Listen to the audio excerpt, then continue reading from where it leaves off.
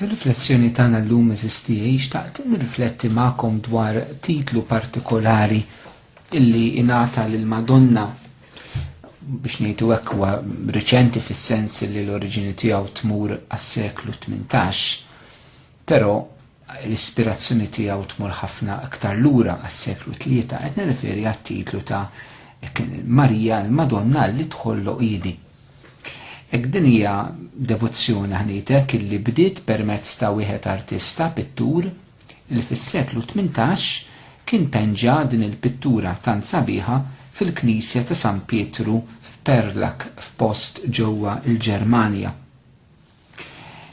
X'aktarx l-ispirazzjoni oriġinali ta' din id-devozzjoni lejn il-Madonna bħala dik li tħoll l-Uqiedi tmur lura għal diskors li kien għamel Sant Irenew l-Isqof ta' Lyon u Martri fil-Knisja fis-sena 202. Meta kien hemmhekk kien qed jagħmel diskors il-San Irenew dwar il-xebħ li jagħmel San Pawl f'waħda mill-ittri tiegħu bejn Adam u Kristu. Kristu bħala Adam il-ġdid. Sant Irenew jitlaq minn din l-ispirazzjoni. Taqbila bej Adam u bej Kristu, bħalma mitna l-koll f'Adam il-koll irxuxtajna u sibna l-ħajja fi Kristu. Sant Irenew ikompli jestendi din ix-xebħ għal Eva u għal Marija. U hemm minnhom Sant Irenew fid-diskors tiegħu jgħid hekk: l-għoqda tad-diżubidjenza ta' Eva ġiet maħlula mill-ubidjenza ta' Marija. Difatti, dak li l-Verġni Eva rabtet bin-nuqqas ta' fidi li wriet il-Verġni Marija ħallitu bil-qawwa tal-fidi tagħha. Hekk allura naraw eżistijej f'dan id-diskors ta' Sant Irenew l-ewwel ħaġa li mal-missjoni ta' Kristu qiegħed jaqqat anke il-missjoni ta' Marija, ċertament fuq livell differenti kif jallimna l-Konċilju Vatikan II fil-Lumen Gentium, il-ħidma ta' Marija hija dejjem subordinata għal dik il-ħidma ta' Kristu. Però hekk is-sabiħ li ma nistgħux nifirdu lil Kristu minn Marija u ma nistgħux nifirdu lil Marija minn Kristu. Bħalma ma nistgħux nifirdu l-Kristu mill-Knisja u l-Knisja minn Kristu. Niftakru fid-diskors li kien għal darba San Ambroġ illi Marija hija ġbija tal-Knisja. U allura eżistijej, hekk importanti li fil-waqt li nibqgħu npoġġu l-ħarsa tagħna fiċ-ċentralità kollha tagħha fuq il-persuna ta' Ġesu, ma nistgħux ma' Ġesu ma nilbħux il-Verġni Marija.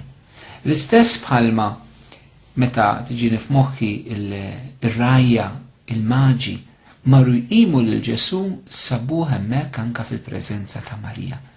Meta marru jfittxu l-Kristu sabu lil Marija. Għaliex l-omm u l-iben ma nistgħux nifirduhom la fil-mument tal-inkarnazzjoni laqas fil-mument qawwi tar-redenzjoni fuq is-salib. Marija nerġa' nsibuha hemmhekk wiefqa kif jgħidilna r-Reba Evanġelu dejn is-salib ta' bina Ġesu. Din id-devozzjoni eżistijej allura biex ngħidlek nisu nsejħula waħda mid-devozzjonijiet popolari illi it-talim sod ankrat fl-iskrittura fit-tradizzjoni tal-ħajja tal-Knisja isib espressjoni sempliċi illi tmiss il-qalb tal-bniedem u din nixtieq nagħmel ftit enfasi fuqha.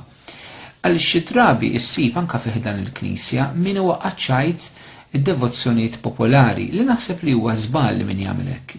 Jew għax hu stess ikun għadu ma fimx ir-raġuni tad-devozzjonijiet popolari, jew xi drabi anke minħabba li ċerti devozzjonijiet popolari xi drabi jmorru fl-estrem illi jkunu maqtuwajn mir-realtà vera tal-fidi imma jsiru xi skop fihom infushom u ċertament flok jibnu l-persuni fil-fidi jibnu l-persuni friti f'ħafna affarijiet li d-devozzjonijiet popolari jġibu magħhom imma ma jkunux ankrati fil-fidi. Anke għaliex l-affarijiet jistgħu jaqgħu meta nifirduhom mill-fidi f'ċerta superstizzjoni.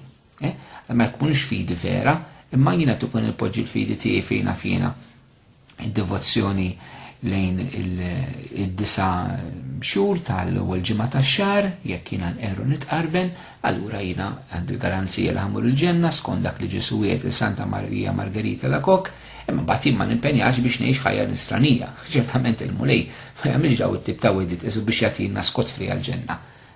Huma għajnuniet li jgħinuna nesprimu il-fidi tagħna b'mod konkret ħafna u għajnuna speċjali anka iva lil-mulejjati anka f'dawn il-ġesti sempliċi illi xi drabi jmissu l-qalb tal-bniedem mhux il-moħħ tiegħu u jgħinu lill-bniedem biex jesprimi il-fidi biblika f'dawn iċ-ċirkustanzi.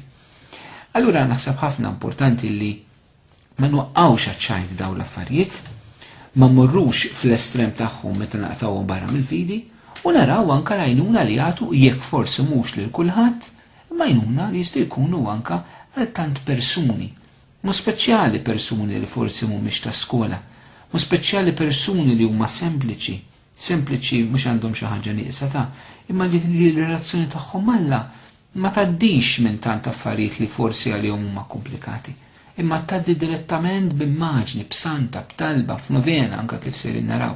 L-importanti li dawn ma jkunux maqtuwajn mill-kelma Alla u mir-realtà ta' tradizzjoni ħajja tal-Knisja. U ħafna attenti xi drabi meta nsibu min jattakka daw l-affarijiet jista' jkun qed joħodha kontra ċkejknin ta' Alla. Jista' jkun qed joħodha kontra ċkejknin ta' Alla. U Alla żistijej iċ-ċkejknin tiegħu jiddefendihom hu personalment. Il-Knisja anke fejn jitlu daw it-tip ta' devozzjoni popolari għandha dokument li kien ħareġ fi żmien il-Papa Ġwanni Pawluttini fejn proprju anke jindirizza anke xi abbużi li ġielu jsiru dawn id-devozzjonijiet, però anke juri l-rwol partikolari tagħhom fil-ħajja tan-nisrani fil-ħajja tal-Knisja. Allum qed nifoka ftit dik biex ngħidu hekk kien xi side issue ma kienx fuq xi xkelli nitkellem, però sejli kelli naqsam f'dan mument magħkom. Propju fuq id-devozzjoni li ma bdietx il-Madonna li tħollu qiegħdi, ma bdietx bħal devozzjoni oħrajn Marjani li ġieli jkunu bbażati fuq xi dera tal-Madonna.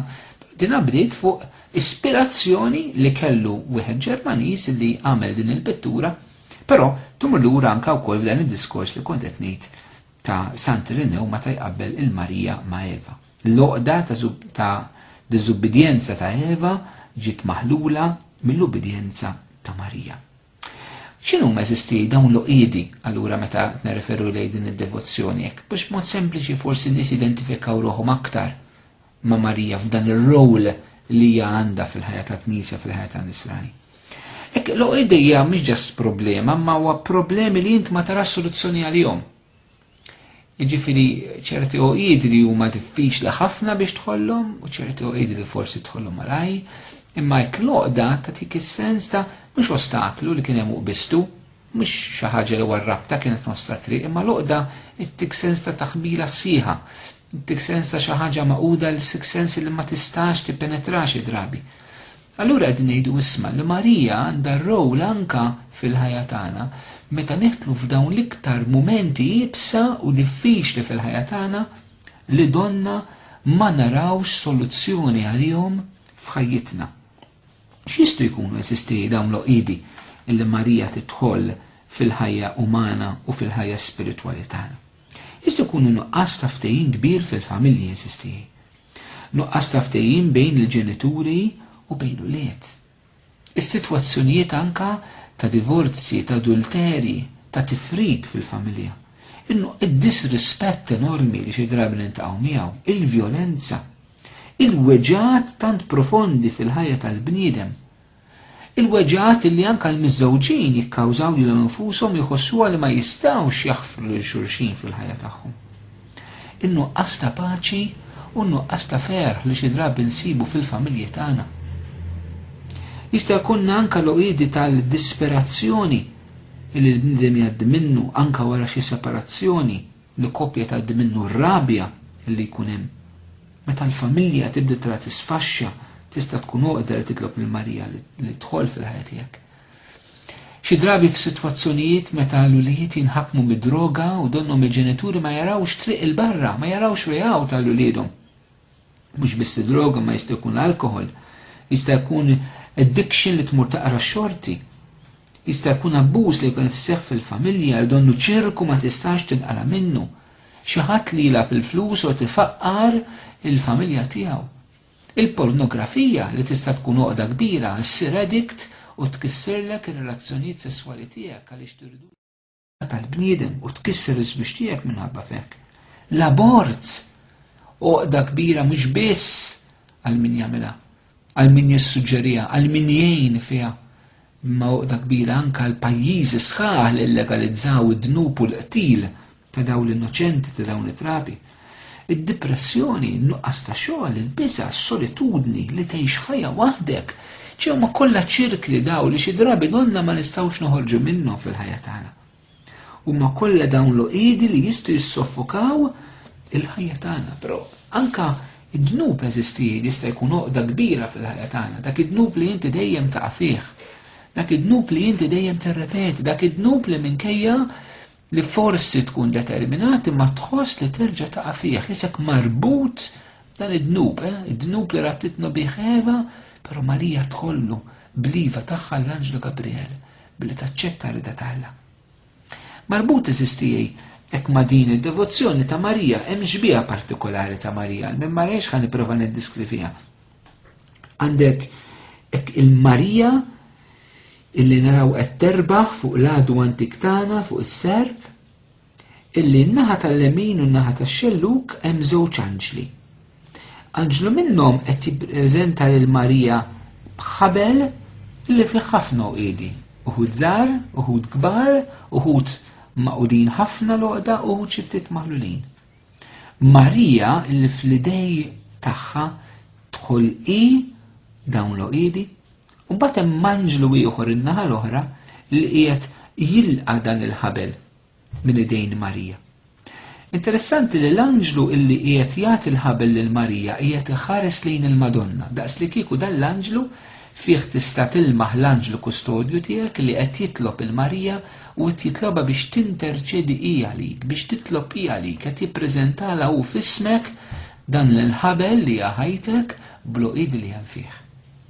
Imbagħad dan il-ħabel wara li Marija tħollu da jgħaddi f'idej l-anġlu ieħor li mhux iħares lejn Marija, imma taħares lejk, inti u tħares lej l-immaġni, daqs li kieku l-anġlu qed jgħidlek qed tara Marija x'inhi kapaċi tagħmel fil-ħajja tiegħek. U allura sistina naraw hekk f'din is-santa, din is-santa li fiha nfisha bixejn, però tgħinna biex neħtlu f'dan l-irwol ta' Marija hija espressjoni simbolika ta' dan ir-rwol li Marija għandha fil-ħajja tagħna. Flimkien ma' din is-santa sistej hemm marbuta novena. Forsi smajna bin-noveni u forsi ngħidu għaliex nagħmlu noveni. Importanti jeżisti illi fejn jieħdu daw tip ta' noveni kif hemm marbuta anke ma' Marija li tħollu qiegħdi fil-ħajja tagħna. Ma nirriduġux l-idea ta' novena issa xi ħaġa maġika li jien se nagħmel 9 ijiem nitlob għal din ħaġa u mbagħad wara se nirċeviha żgur jew ma nafx. Alla mhuwiex magician. Ġesu ma jagħmilx magics, ma jagħmilx tricks u ma jagħtinix 9 ijiem ta' show u entertainment b'xejn. Is-sens tan-novena eżistijaj fil-ħajja tagħna nisranija. Jekk nista' nsiper għalih, nistgħu mmorru f'dak iż-żmien fil-bidu tal-Knisja fejn wara t-tluħ ta' Ġesu fis-sema, jiġifieri 40 sena lapsi, użawni 40 ġurnata lapsi wara li Ġesu tela s-sema, minn dejk Ġesu jitlob l-apostli biex jibqgħu jipperseveraw fit-talb sakemm jirċievu d-don tal-Ispirtu Santu. U allura, jekk Ġesu tela fl-40 jum, imbagħad għandek letteralment mill-għada 9 ijiem saħju minn dak seħħ ta' talb illi twassal għal 10 jum ta' Pentekoste. Meta allura 50 ġurnata wara illi l-Ispirtu Santu jinżel fuq l-apostli. Il-perjodu meta l-apostli obdew il-kman ta' Ġesu li jmorru jitlu li jipperseveraw fit-talb. Però għamlu dan kif jgħidilna l-atti tal-apostli fl-imkien ma' Marija. Marija illi tippersevera hija stess fit-talb mal-Knisja fil-bidu tagħha sabiex tirċievi l-ikbar don illi l-mulej irid jagħti lill-Knisja li huwa d-don tal-Ispirtu Santu fil-ħajja tan-Nisrani. Marija kienet preżenti għal dak il-mument sabiex kif il-ġisem fiżiku ħanejtek ta' Ġesu fl-inkarnazzjoni jitnissel fil-ġuf ta' Marija ma bil-qawwa tal-Ispirtu Santu, hekk ukoll il-ġisem mistiku ta' Kristu jitwielet jiġifieri l-Knisja mill-Ispirtu bil-qawwa tal-Ispirtu Santu ma wkoll minn Marija.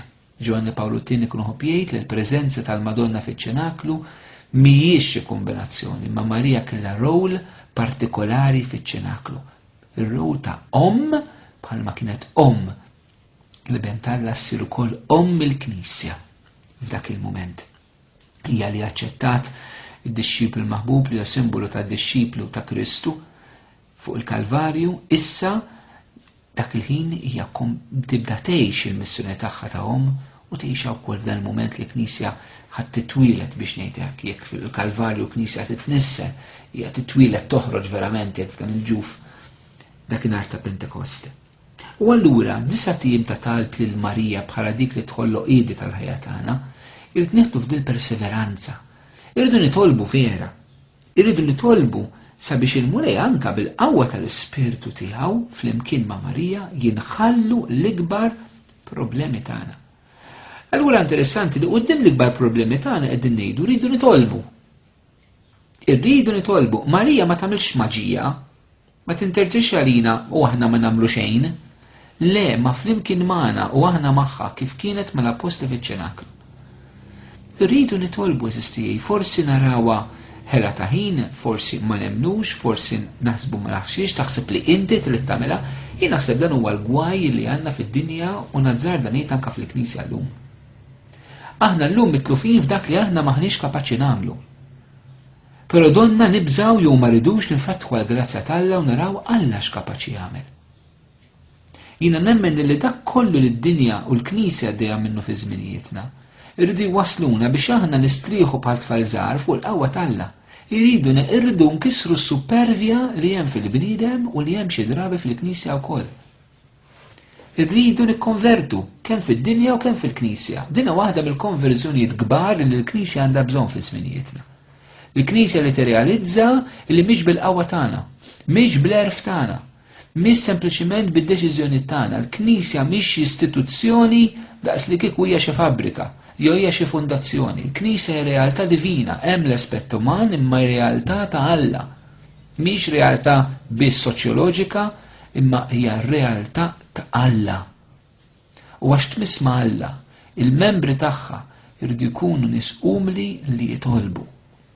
Għax ma jitlobx is-superv. U meta fil-Knisja naħsbu li nistgħu nħollu aħna l-oqidi li nsibu fihom mingħajr it-talb, dik hija supervja fil-Knisja eżistijie. Li hemm bżonn konverżjoni.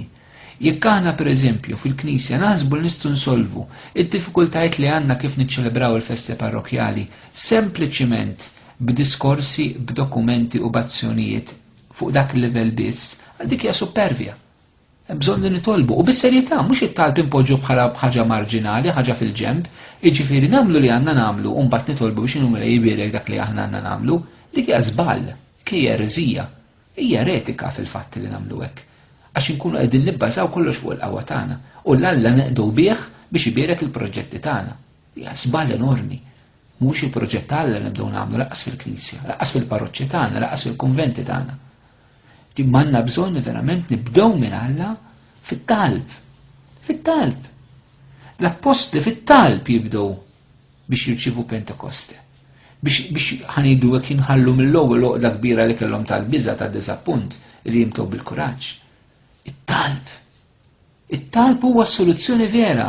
Jiddispjaċini ngħid li llum ħafna minna ma nemmnux li t-talb vera huwa s-soluzzjoni. Anke fil-Knisja ma nemmnuhiex. Ħafna attività sfrenata, imbagħad ovvjament jiddispjaċina għax naraw li l-emejjel tagħna xi drabi mhumiex jagħtu frott, anzi frott ħażin qegħdin jagħtu xi drabi. U mbagħad noqogħdu niġġustifikaw lil nafusna u ngħidu għax hekk, imma ma rridux impoġġu idejna fuq il-pjaga vera, li ma rridux inkunu nies ta' talb. Li hemm supervja fil-qalb tagħna li taħkem anke fil-Knisja meta rridu naħsbu li nagħmlu kollox aħna.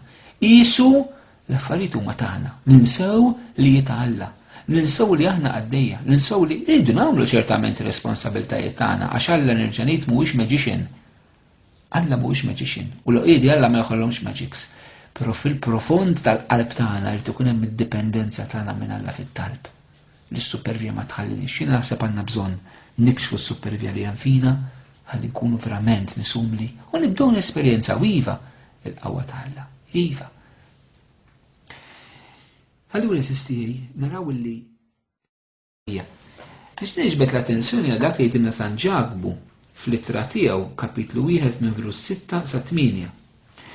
Mela ħajtlob bil-fidi bla ma jitħasseb xejn, għax min jitħasseb ikun jiġbaħ lil mewġ tal-baħar imqanqal u mqalleb bir-riħ. Bniedem bħal dan m'għandux jistenna li se jaqra xi ħaġa mingħand il-mulej, u bniedem mifxul fih nifsu u mhu żgur mit-triq li għażel. Il-bniedem li ma jitlobx bil-fidi m'għandux jistenna li se jaqra xi ħaġa mingħand il-mulej, San Ġakobu jagħmilha ċar. It-talb tagħna irid ikun talb ibbażat fuq il-fidi eżistiji.